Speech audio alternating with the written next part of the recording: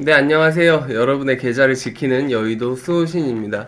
요즘에 시장이 좀 많이 빠지고 있죠. 좀 사정없이 빠지고 있어요. 제가 지금 차트를 보고 있는데, 일단 차트 먼저 한번 같이 보실까요? 지금 요게 코덱스 200이거든요. 그럼 코스피 지수가 거의 이렇게 움직였을 텐데, 나는 뭐 고점 뚫는 줄 알았지, 최근에. 근데, 요즘 뭐 갭으로 빠지고 난리도 아니에요. 근데 문제는 얘가 아니라, 지금 얘가 골칫거리죠. 코스닥이, 이렇게 빠집니다. 각도가 지금 기억하기 싫은 옛날을 뭔가 상기시키는 듯한 그런 느낌이에요. 최근에 거의 여기 고점 대비 한 7% 정도 빠졌죠. 뭐, 시젠 필두로 코스닥들이 좀 많이 빠지고 있어요. 셀트리온 헬스케어도 마찬가지고. 그래서 다들 좀 고민이 많으실 것 같아서 오늘은 시장에 관한 이야기를 조금 올리려고 합니다. 일단, 저는 어떻게 하고 있었냐면, 좀 저저번 주부터 포트를 좀 비우고 있었어요. 그래서 저번 주까지 해서 제가 좀 많이 올랐다 싶은 친구들은 전부 다 익절을 했거든요.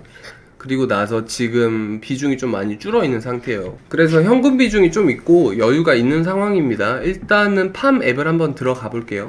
요게 팜 앱인데 일단 포트폴리오들을 좀 보면 이 친구들 두 개는 워낙 변동성이 심하니까 뭐 20%, 30%는 쉽게 왔다 갔다 하죠. 그래서 상관없는데 얘 같은 경우에는 최근에 고점 찍을 때 얘도 한 80% 넘게 갔다가 요즘에 시장 빠지는 구간에 방어를 한다고 했는데 한 2, 3% 정도 많이 빠져 있는 구간이에요. 그래서 그래프를 보시면 아니나 다를까 여기 미세하게 보이시나요? 조금 꺾였죠. 그래서 이렇게 돼 있는 상황입니다. 사실 저저번 주부터 시작해서 저번 주까지 미리 좀 팔았었어요. 그래서 전부 다 크게 수익이 났었던 종목들은 좀 많이 팔아놨고 지금 현금 비중이 많이 있는 상태거든요. 근데 제가 딱 팔고 나서 시장이 바로 안 빠지더라고요. 그래서 이번에도 약간 헛짚었나? 좀 걱정을 했는데 그 다다음 날부터 계속 줄기차게 빠졌어요. 그래서 빠지고 나서 야, 내가 팔았으니까 시장 빠지니까 아이고 나 너무 잘했다 이게 아니라 또 갖고 있는 남아있는 종목들이 빠지니까 마음이 편치가 않더라고요. 그러니까 주식이 이게 문제라니까. 이래도 걱정이고 저래도 걱정이에요. 주식은 굉장히 어렵습니다. 투자라는 게 좀 많이 어려운 것 같아요. 그래서 저도 지금 좀 고생을 하고 있는데 제가 그러면 저저번 주랑 저번 주에 왜 주식들을 갖다 팔았냐, 왜 리밸런싱을 해서 지금 현금 비중이 거의 60% 정도 남아있을 때까지 수익난 종목들을 다 내다 팔았냐. 그게 9가지 이유가 있는데 빠르게 말씀을 드릴게요. 제가 굉장히 빠르게 말씀을 드릴 거고, 그러면 9가지 이유가 아직도 해결이 안 났냐. 네, 해결이 안 났어요. 그래서 어떻게 해야 돼? 시장 계속 빠져? 그럼 우리 뭐 지금이라도 다 팔아야 돼? 그게 아니라 제가 이 9가지 악재를 한 번에 엎을 만한 단 한 가지 호재를 설명을 드릴게요. 저도 이거 하나 보고 지금 안 팔고 있는 거거든요. 시장이 이러한 악재들이 있어도 요거 하나 때문에 결국은 어떤 특정 지점까지 갈 겁니다. 그래서 오늘은 그 이야기들을 빠르게 풀어서 말씀을 올리도록 하겠습니다. 자, 첫 번째 이유입니다. 일단 삼성전자가 좋지 않죠. SK하이닉스도 덩달아서 좋지 않습니다. 요거는 제가 영상으로 말씀을 올렸어요. 요 영상 보면 왜 삼성전자가 좋지 않은지에 대해서 제가 말씀을 올렸는데, 삼성전자가 지금 여기 썸네일 보시면 미국이 날 잡아라고 하고 있고 중국도 날 잡아라고 하고 있죠. 삼전이 지금 정부도 어느 정도 가닥을 못 잡아주고 있는 상황이고 총수도 없어요. 전체적으로 이렇게 방향을 좀 잘 잡아주는 사람이 없는 상황이에요. 그래서 그게 좀 많이 아쉬운 상황인데, 문제는 뭐냐면 일단 미국이랑 중국 사이에 있단 말이에요. 그래서 삼전이 어느 하나를 잡아야 돼요. TSMC 같은 경우에는 미국 손을 확실히 잡았어. 그래서 샷이 제대로 났어요. 근데 삼전은 지금 양다리도 아닌 것이 갈팡질팡 지금 결정을 못하고 있는 상황이거든요. 그래서 이 상황 자체가 좋지가 않습니다. 그러니까 양다리를 걸쳐서 둘 다한테 이득을 보는 게 아니라 둘 다한테 외면을 당하고 있는 좀 그런 느낌으로 봐주시면 될 것 같아요. 그리고 미국을 잡아도 문제인 게 중국에서 반드시 매몰 비용이 발생할 수밖에 없습니다. 중국 공장이라든가 중국 수출 파이라든가, 그 다음에 중국 손을 잡으면 당연히 미국 공장에 이제 또 매몰 비용이 발생할 수밖에 없고, 그 다음에 미국 쪽의 팹리스가 아예 이제 발주가 안 들어오겠죠. 그래서 그런 문제들이 있어서 삼전이 지금 상태도 안 좋고 미국을 선택해도 단기간으로 좋지가 않고 중국을 선택을 해도 단기간으로 좋지가 않은 그런 이상한 상황에 빠져 있습니다. 그래서 삼성전자가 지금 좋지가 않아요. 그리고 제가 지분 이야기 말씀드렸죠. 삼성일가 지분 말씀드리면서도 삼성전자보다는 차라리 삼성바이오로직스나 물산이나 뭐 화재생명 차라리 이쪽이 조금 더 삼성일가 입장에서는 시가총액을 올려야 되는 그런 변수들이 있을 거다. 삼전은 오히려 시가총액이 낮을수록 삼성일가에 유리할 거다라는 말씀도 다른 영상으로 이렇게 말씀을 드렸어요. 그래서 삼성전자가 좋지가 않고 일단 하이닉스가 좋지가 않습니다. 일단 대장들이 좀 좋지가 않죠. 그 다음에 두 번째로 현대차랑 기아가 좋지 않습니다. 지금 대장들이 거의 좋지가 않죠. 그 이유가 뭐냐면 여기 보이시나요? 차량용 반도체 점유율인데 네덜란드가 17%, 일본이 17%, 그 이후로 독일, 스위스, 미국, 기타 이렇게 잡혀 있습니다. 야, 그러면 우리나라는, 대한민국은 어때? 이렇게 나와 있어요. 우리나라는 한국의 차량용 반도체 자금률 보이시나요? 2%밖에 안 됩니다. 그러니까 우리나라는 반도체 공급난이 나면 자급자족이 안 되는 나라예요. 반도체 강국이고 뭐고 그게 아니라 비메모리 분야에서 MCU 분야는 자금률이 거의 없습니다, 우리나라는.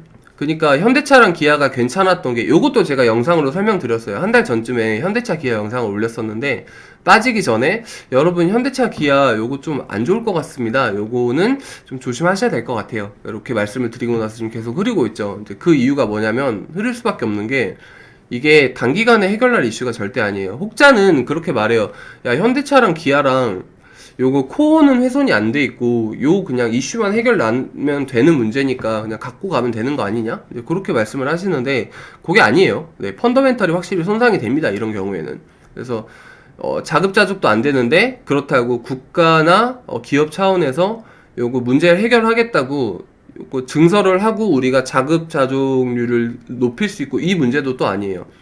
현대차 기아 같은 경우에는 특성상 반도체가 자급자족이 안 되다 보니까 일부러 반도체 재고를 좀 많이 쌓아놨었어요. 그래서 현대차랑 기아랑 BMW 딱 3개 회사만 반도체 재고가 2-3개월 분량이 있었어요. 근데 글로벌 자동차 회사들이 공급난을 겪고 있을 때 그래서 이 3개사만 어느 정도 좀 재고로 충당을 하고 있었는데 이제 그 재고가 떨어졌죠. 그래서 공장들이 좀 멈추고 있는데 요게 단기간에 해결이 안 날 거란 말이에요. 분명히 장기 이슈가 되고 이렇게 장기 이슈로 흘러갈 겁니다.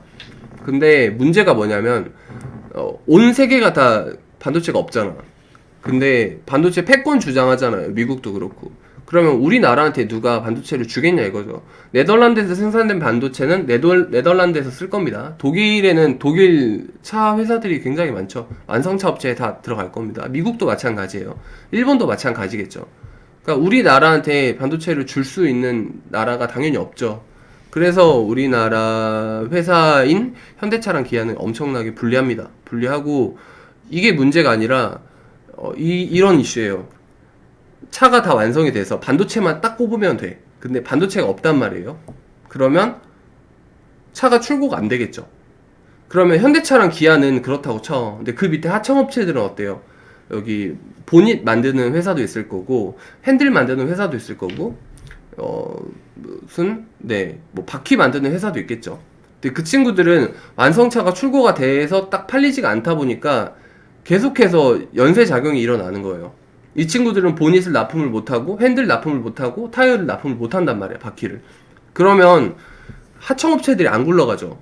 그러니까 줄줄이 계속 이렇게 뭐 도산까지는 아닌데 계속 힘든 거예요. 그래서 부채를 갖다 써야 되는 상황이라 이게 현대차 기아부터 시작해서 그 밑에 수많은 하청업체들이 다 어려울 수 있는 그런 상황입니다. 그래서 자동차 쪽이 업황이 좋지가 않아요. 그래서 절대 단기적으로 풀릴 수 없는 이슈라고 보고 있어서 또 현대차랑 기아가 좋지가 않습니다. 자, 그 다음에 세 번째로, 셀트리온이 좋지가 않습니다. 셀트리온 그룹주들이 좀 좋지가 않아요. 제가 셀트리온 이번에는 말을 좀 아낄게요. 기존 영상을 참고를 좀 해주시면 좋겠고, 셀트리온은 제가 34만원대부터 좀 조심하셔야 될 부분들이 있다라고 말씀을 드렸어요. 그런데 지금 셀트리온 가격이 굉장히 많이 떨어졌죠. 34만원부터 시작을 해서 거의 지금 24만 9,500원이 오늘 어제 종가였으니까 거의 25만원 정도 왔는데 셀트리온이 좋지 않다라는 말씀은 짧게 드리고요. 자, 네 번째 이유입니다. 네 번째는 유가예요. 일단은 유가 이야기하기 전에 일본이랑 인도가 요즘 코로나 때문에 난리도 그런 난리가 아니죠. 일본은 긴급사태 선언 우려까지 갔었고 니케이는 거의 갭으로 빵빵빵 떨어졌었어요. 인도도 지금 정말 난리 속이죠. 그래서 요런 기사들도 심심찮게 찾아볼 수 있습니다. 지금 인도랑 일본 코로나19 급증으로 유가까지 하락을 하는, 근데 요런 상황이 있는데 요것뿐만 아니라 다들 오펙은 아실 거예요. 이제 사우디나 중동 지방들 국가들끼리 모여서 유가를 담합을 해서 어느 정도 유가를 올리는 그런 기구죠. 수요 공급을 조절을 하는. 근데 미국이 이번에 하원에서 통과를 시킨 법안 중에 NOPEC이라고 있어요. 노펙이라고도 읽을 수 있는데 요거 같은 경우에는 미국이 이제 너네 오펙 유가 담합하지 마 요렇게 한 법안이에요. 근데 이게 정치적 이슈가 좀 있는데 미국은 지금 중국 위안화도 그렇고 유로화도 그렇고 기축통화에 대해서 엄청나게 위협을 많이 받고 있단 말이에요. 그래서 이번 코로나를 빌미를 삼아서 사실은 정치적으로 무슨 내용이 있었냐면 일부러 부양책을 쓴 거예요. 돈을 엄청 풀었어. 왜냐면 달러를 세계 각국에다가 지금보다 더 엄청나게 풀어 놓는 거예요. 달러를 미친듯이 풀어 놓으면 얘네들이 다 달러만 쓸 거 아니야. 그럼 기축통화가 계속 지켜진다라는 그런 논리인 거죠.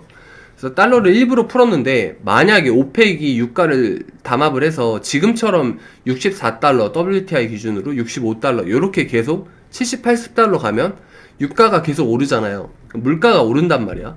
그럼 물가가 오르면 달러를 푼 그 효과가 안 나타나는 거죠. 그러니까 예를 들면 라면이 갑자기 10,000원이 됐어. 물가가 올라서.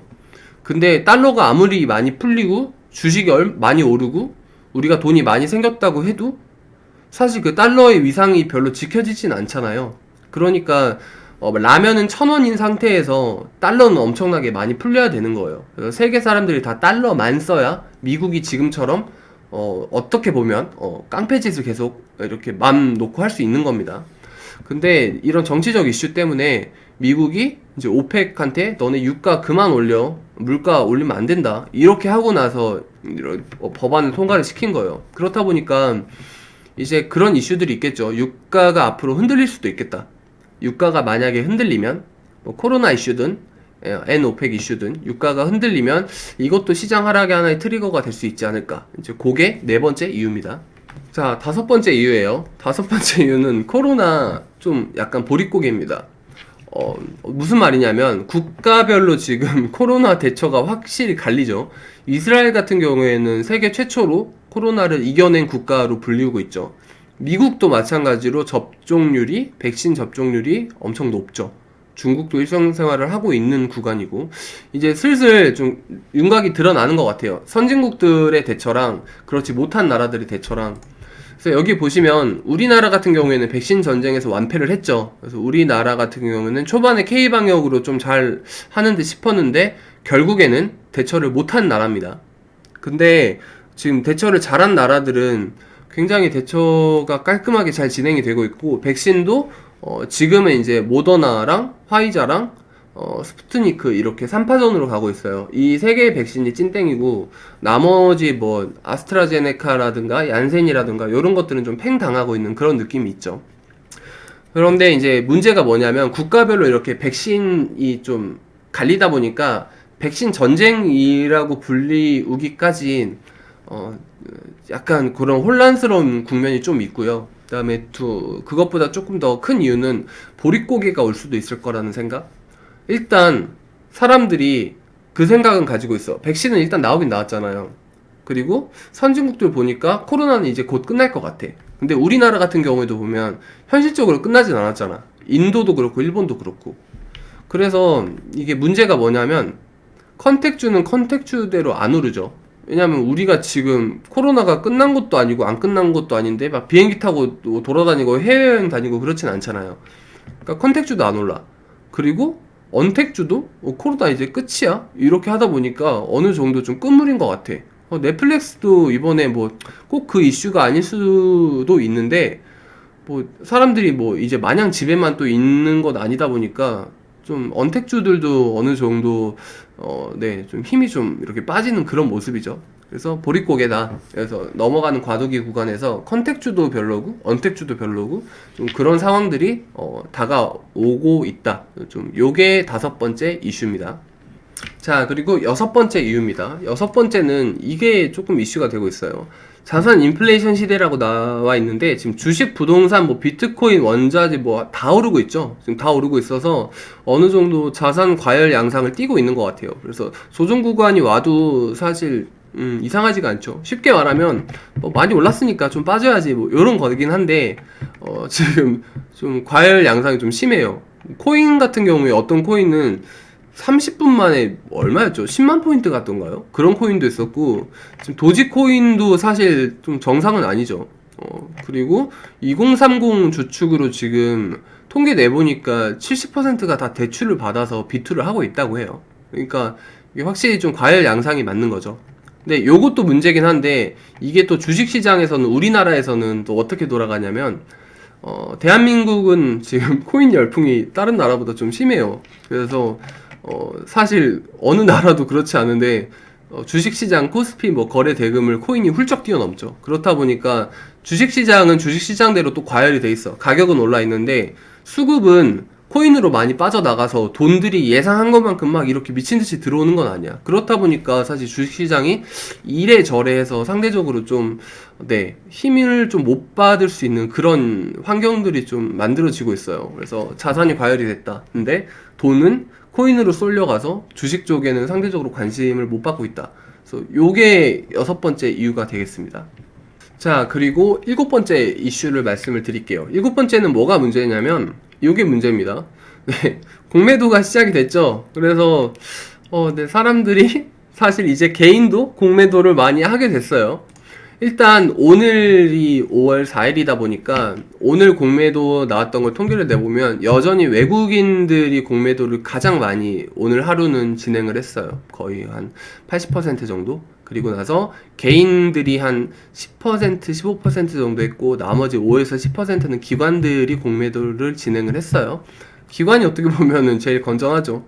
그래서 외국인 예상했던 대로 외국인 위주로 공매도가 진행이 되고 있는데 이게 기존이랑 달랐던 점이 뭐냐면 뭐 기울어진 운동장 뭐 이런 이야기들이 나오다 보니까 지금 옛날이랑 그 개인 대주거래가 좀 결이 많이 달라졌습니다. 옛날에는 개인 대주거래가 그렇게 원활하지 않았는데 지금만 확장돼서 대주거래가 확장이 돼서 개인들이 공매도를 칠 수 있는 그런 증권사가 17개로 늘어났어요. 그리고 옛날에 개인 공매도 시장이라고 해봤자 200억가량 그거밖에 안 됐거든요. 근데 지금 거의 예상되는 게 개인 공매도 시장이 지금 2조 4천억가량 되죠.